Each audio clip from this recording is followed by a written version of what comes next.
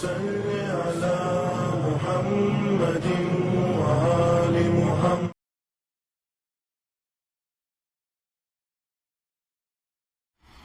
ما شاء اللہ لا حول ولا قوة الا باللہ العلی العظیم.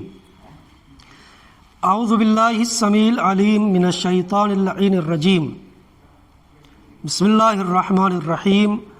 الحمد للہ رب العالمین وبہ نستعین وہو خیر ناصر ومعین. وصلی اللہ علی محمد وآلہ الاطیبین الاطہرین الاکرمین. اللہم صلی علی محمد وآل محمد وعجل فرجہم. اما بعد فقد قال اللہ تبارک وتعالی فی القرآن الکریم. بسم اللہ الرحمن الرحیم. یا ایہا الذین آمنوا کتب علیکم الصیام کما کتب علی الذین من قبلکم لعلکم تتقون. السلام علیکم ورحمۃ اللہ وبرکاتہ. ناظرین گرامی، ہم آپ حضرات کی خدمت میں حاضر ہیں استقبال ماہ مبارک رمضان کے ٹاپک پر اپنی گفتگو کے ساتھ. اس سے پہلے والے ایپیسوڈ میں ہماری گفتگو اس منزل پر تھی کہ اللہ نے روزہ کیوں واجب قرار دیا ہے، اور پھر صرف 30 روزے اللہ نے کیوں واجب قرار دیے ہیں، جس کے جواب ہم نے اس سے پہلے والے ایپیسوڈ میں بیان کیے ہیں.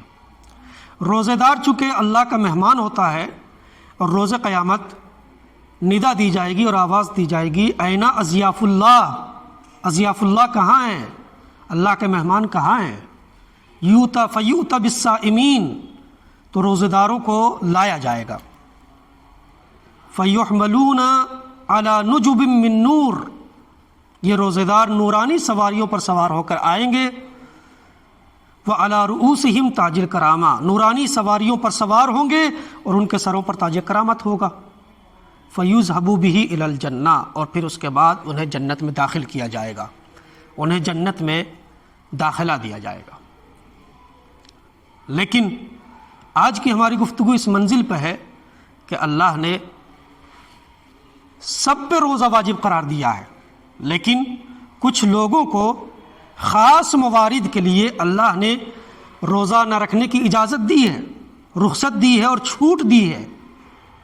جیسا کہ خود قرآن مجید کہتا ہے بسم اللہ الرحمن الرحیم. فمن کان منکم مریضا او علی سفر فعدۃ من ایام اخر، اگر تم میں سے کوئی مریض ہو یا سفر کی حالت میں ہو تو روزہ نہ رکھے. لیکن ناظرین گرامی، کیا روزے کی چھوٹ مل جانا اس بات کی دلیل ہے کہ ہم ماہ مبارک رمضان کا احترام بھی چھوڑ دیں اور ماہ مبارک رمضان کا احترام نہ کریں؟ نہیں، بلکہ روزے کی چھوٹ مل جانا یہ اجازت نہیں دیتا ہے کہ آپ ماہ مبارک رمضان کا احترام بھی چھوڑ دیں اور روزے کا احترام بھی چھوڑ دیں. اگر اللہ نے تمہیں روزہ نہ رکھنے کی اجازت دی ہے اور چھوٹ دی ہے تو چوراہے پر کھڑے ہو کے سگریٹ، بیڑی، تمباکو نہ کھائیں. کیوں؟ اس لیے کہ ماہ مبارک رمضان کا اور دین کا احترام اور اکرام کرنا آپ کی ذمہ داری ہے اور آپ پر واجب ہے، اور آپ کی عزت اور آبرو کو محفوظ رکھنا یہ اللہ کی ذمہ داری ہے. یہ آیت جو میں نے عنوان کلام قرار دیا ہے، ابتدا میں جو آیت تلاوت کی ہے، اس آیت میں اگر آپ غور کریں تو آپ احساس فرمائیں گے کہ اس آیت میں اللہ نے یا ایھا الذین آمنو، اے صاحبان ایمان، اللہ کا خطاب اور اللہ کی گفتگو، اللہ کے مخاطب صاحبان ایمان ہیں، ایمان والے ہیں. روزے کو جب واجب قرار دینے کی گفتگو آئی تو اللہ نے صاحبان ایمان سے خطاب کیا اور اپنا مخاطب صاحبان ایمان کو قرار دیا. لیکن بقیہ عبادات کے لیے، نماز کے لیے، دوسری عبادات کے لیے جب اللہ خطاب کرتا ہے تو یا ایھا الناس اعبدوا ربکم الذی خلقکم والذین من قبلکم، وہاں اللہ تمام لوگوں سے، عام انسانیت سے خطاب کرتا ہے. یعنی جب روزے کی بات آتی ہے تو صاحبان ایمان سے خطاب ہے، اور جب بقیہ عبادات کی بات آتی ہے تو تمام لوگوں سے، تمام انسانوں سے خطاب ہے۔ میں یہاں پر کوئی مقایسہ اور قیاس نہیں کر رہا ہوں نماز اور روزے کے درمیان، نہیں۔ نماز کی عظمت، نماز کی اہمیت اپنی جگہ ہے، نماز بڑی عظمت کی حامل ہے، نماز بڑی اہمیت کی حامل ہے۔ خود رسول اسلام اور چھٹے امام سے بھی روایت ہے کہ جو انسان جان بوجھ کے نماز کو ترک کرے وہ کافر ہے، اس نے کفر کیا ہے۔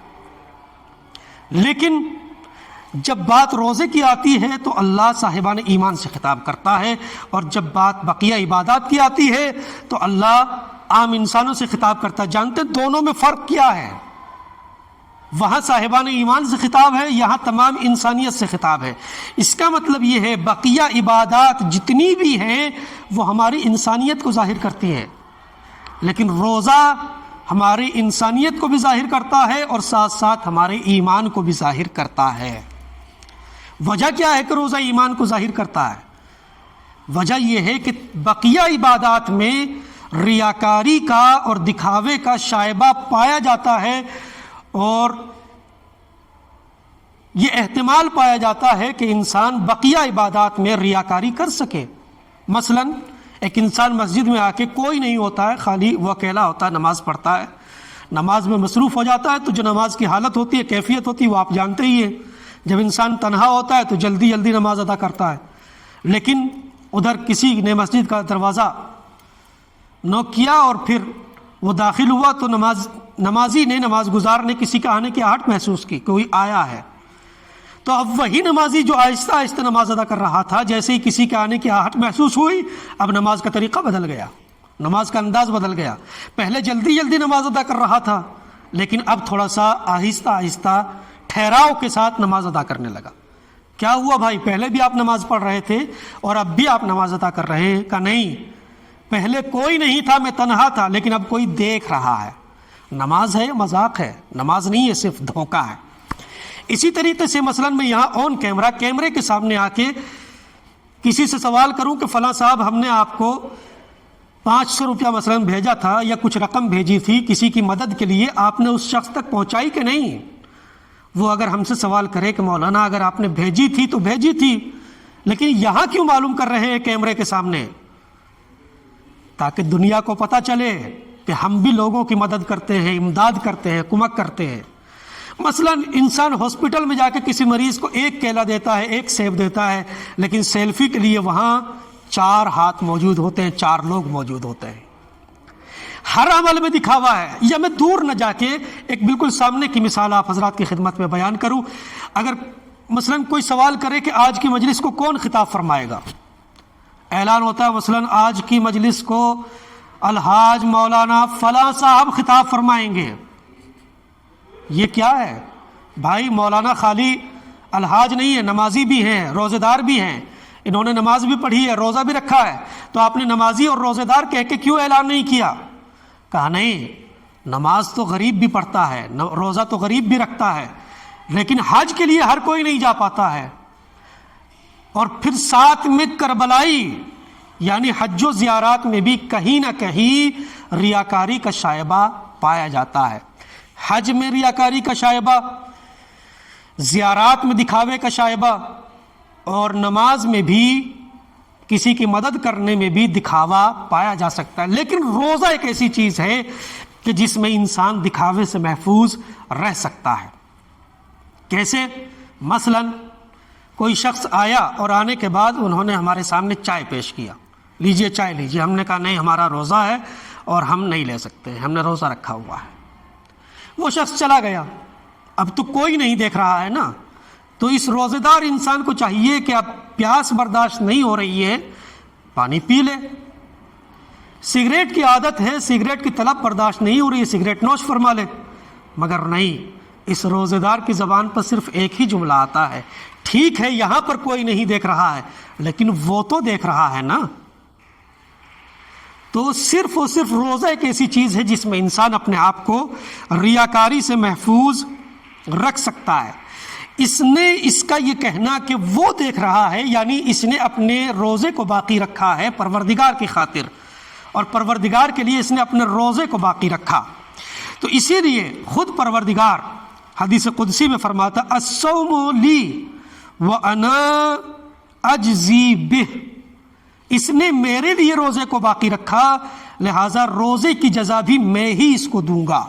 لیکن بعض علماء کہتے ہیں اجزی بہ کو اجزی بہ نہ پڑھ کے پڑھا جائے الصوم لی وانا اجزا بہ، اس نے میرے لیے روزے کو باقی رکھا ہے لہٰذا اس کے روزے کی جزا بھی میں خود ہوں۔ یعنی عام لوگوں کے روزے کی جزا، عام عبادات کی جزا پروردگار دیتا ہے، لیکن روزے دار کی جزا خود پروردگار۔ اب کیا باقی رہ گیا؟ جسے ظاہر سی بات ہے خدا مل گیا تو اسے تو خود بخود سب کچھ مل جائے گا۔ پروردگار ہمیں بھی اپنے حقیقی اور سچے اور مخلص روزہ داروں میں ہمارا شمار فرما۔ پروردگار ماہ مبارک رمضان میں ہمیں اپنی اخلاص کے ساتھ، خلوص کے ساتھ، بغیر دکھاوے کے اپنی نماز، عبادات، دعا، مناجات کی توفیق کرامت فرما۔ پروردگار ہمارے تمام اعمال صالحہ کو قبول فرما، ہمارے گناہان کبیرہ و صغیرہ کی مغفرت فرما۔ وآخر دعوانا ان الحمد للہ رب العالمین وصلی اللہ علی محمد وآلہ الاطیبین الاطہرین۔